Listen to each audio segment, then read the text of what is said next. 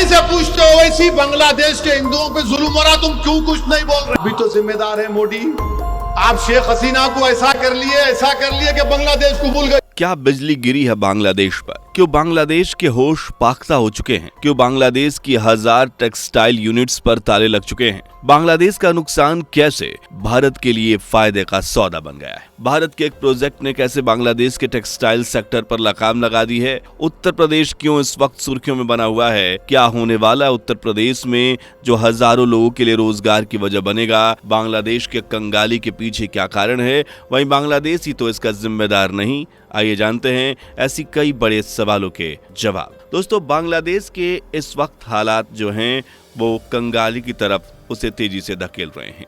जब से शेख हसीना की सरकार गिरी है तब से देश में वाद विवाद का धुआं उठ रहा है, सड़कें जाम की जा रही हैं और प्रदर्शन की आग ने जन्म लिया है। तब से इस देश के लिए अर्थव्यवस्था बुरी तरह से चरमरा गई है। ना तो यहाँ के लोगों के लिए रोजगार है और ना ही सुकून से बिताने के लिए कुछ पल। हालांकि छात्र प्रदर्शन से जो नुकसान हुआ वो तो जैसे तैसे बांग्लादेश सरकार ने झेल लिया, लेकिन अब जो 440 वोल्ट का झटका लगा है उसके बाद तो जैसे बांग्लादेश में तबाही का सैलाब आ गया है। बांग्लादेश की अर्थव्यवस्था वैसे तो कई चीजों पर टिकी है, जैसे कि खेतीबाड़ी, सर्विसेज, कागज उद्योग, इंडस्ट्रीज, लेकिन इनमें जो सबसे बड़ा जीडीपी को धक्का लगाती है वो है टेक्सटाइल इंडस्ट्री।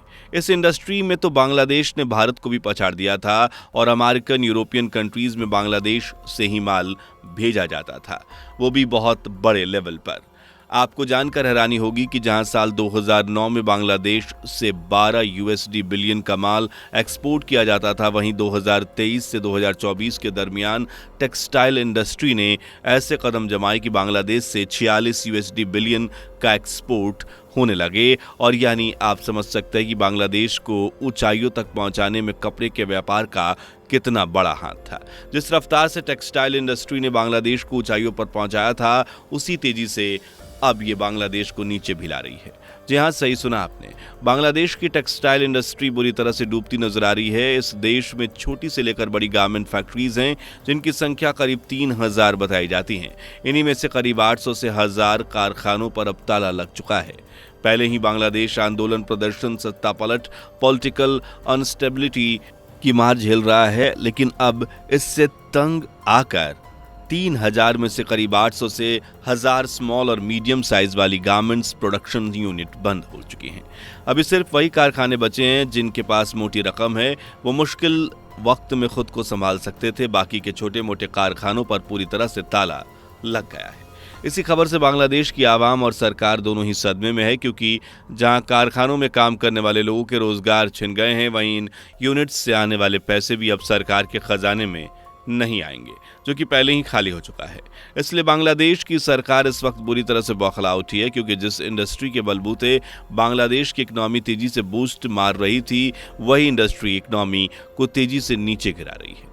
इस बात में कोई दो राय नहीं है कि शेख हसीना के शासनकाल में इस इंडस्ट्री को काफ़ी बढ़ावा मिला, क्योंकि ये जानती थी कि देश के विकास के लिए कौन से तथ्य ज़रूरी हैं।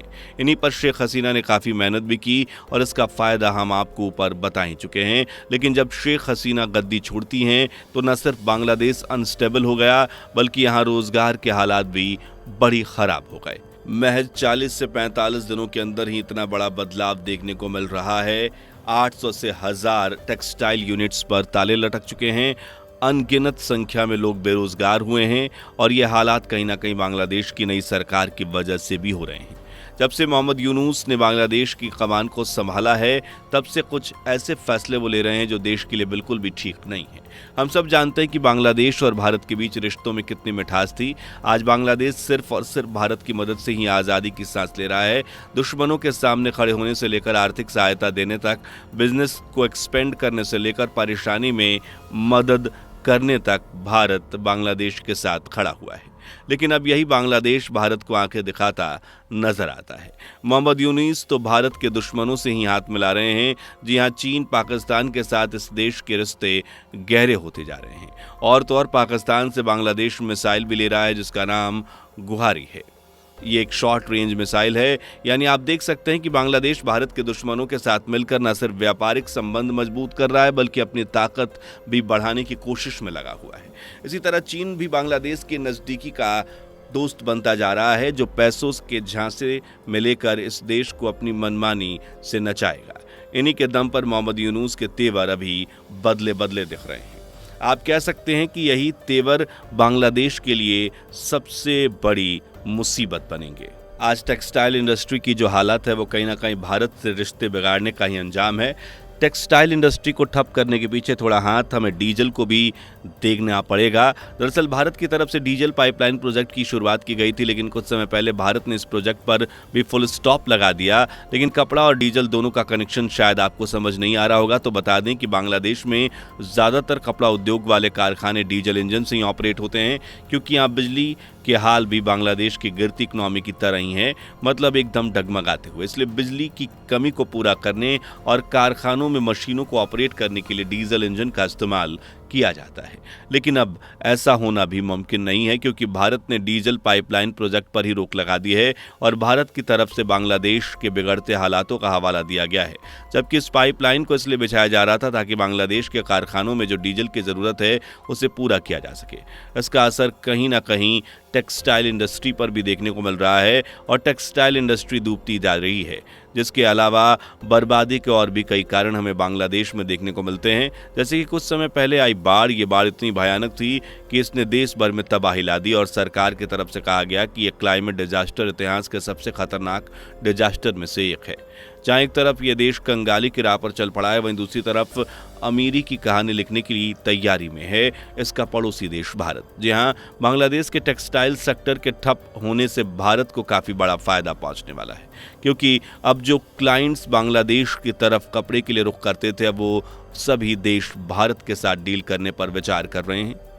बल्कि कुछ ने तो डील फिक्स भी कर ली है। बांग्लादेश के पास यूरोपियन अमेरिकन इंडस्ट्रीज की जिम्मेदारी थी, इन्हीं को बड़े लेवल पर माल एक्सपोर्ट किया जाता था। लेकिन अब इस देश में टेक्सटाइल सेक्टर में तबाही आने की वजह से ये इन्हें कपड़ा देने के लिए तैयार नहीं है, क्योंकि जब माल ही नहीं बनेगा तो कारखानों पर ताले रहेंगे तो भला एक्सपोर्ट कहां से होगा।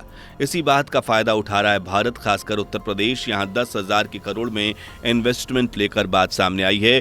कई सारी कंपनीज उत्तर प्रदेश में कपड़ा लेने की बात कर रही है, जिनमें अरविंद मिल्स, वर्धमान मुकेश अंबानी की Reliance industries, Ahuja textile mill भी और भी कई। इन सभी ने योगी गवर्नमेंट को अप्रोच किया है कि जो आपका टेक्सटाइल अपकमिंग पार्क है, जो कि लखनऊ हरदोई रोड पर आने वाला है, उसमें इन कंपनीज को भी यूनिट्स चाहिए। इन कंपनियों ने इस बात का भी दावा किया है कि हम कपड़ा उद्योग में 10,000 करोड़ का इन्वेस्टमेंट करने के लिए भी तैयार हैं। यह डील आजकल उत्तर प्रदेश के साथ जुड़ी नजर आ रही है और खूब सुर्खियां बटोर रही हैं, क्योंकि अगर ऐसा होता है तो उत्तर प्रदेश में करीब 400 छोटी बड़ी यूनिट्स एस्टैब्लिश की जाएंगी, जिससे क्या होगा कि यहाँ के लोगों को रोजगार मिलेगा, उत्तर प्रदेश से कपड़े का व्यापार तेजी से आगे बढ़ेगा, भारत को टेक्सटाइल इंडस्ट्री और ज़्यादा ऊंचाइयों तक पहुँचाने में मदद करेगी और करीब 50,000 लोगों को रोजगार मिलना तो पक्का ही है।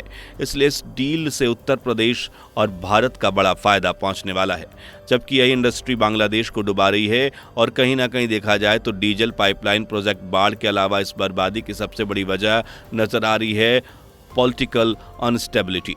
जिस तरह यहाँ सत्ता पलटी, नई सरकार ने नए नए फैसले लिए, उनसे भी इस देश के हालात और ज़्यादा खराब हुए हैं। नई सरकार की तरफ से तो ये भी कहा गया है कि जो फैसला, जो पॉलिसीज शेख हसीना लेकर आई थी, अगर वो सरकार को पसंद नहीं आती है तो वो उन्हें हटा भी सकते हैं, चाहे वो फिर किसी देश के साथ कोई बड़ी डील ही क्यों ना हो। इसी तेवर की वजह से आज बांग्लादेश ने अपने पैरों पर खुद कुल्हाड़ी मार ली है और बर्बादी की दास्तां लिखने के लिए तैयार नजर आ रहा है।